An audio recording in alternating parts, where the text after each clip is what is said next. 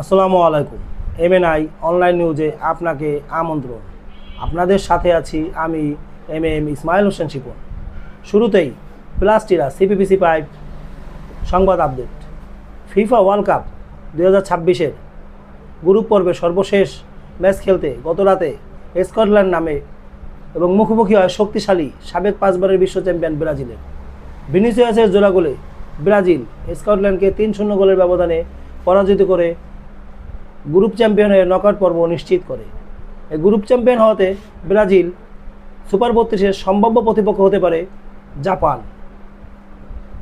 Argentina.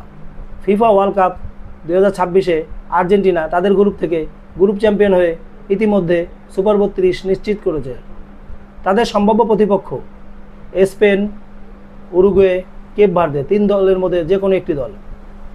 Spain ও উরুগুয়ের মধ্যে যদি স্পেন ম্যাচটি জিতে যায়, সেক্ষেত্রে কেপ ভার্দে ও সৌদি আরবের মধ্যে যদি কেপ ভার্দে ড্র করে, তাহলে তাদের সম্ভাব্য প্রতিপক্ষ আর্জেন্টিনার সুপার 32-এ কেপ ভার্দে। আর উরুগুয়ে ও স্পেনের ম্যাচটি যদি উরুগুয়ে জিতে যায়, তাহলে আর্জেন্টিনার সম্ভাব্য প্রতিপক্ষ সুপার 32-এ স্পেন।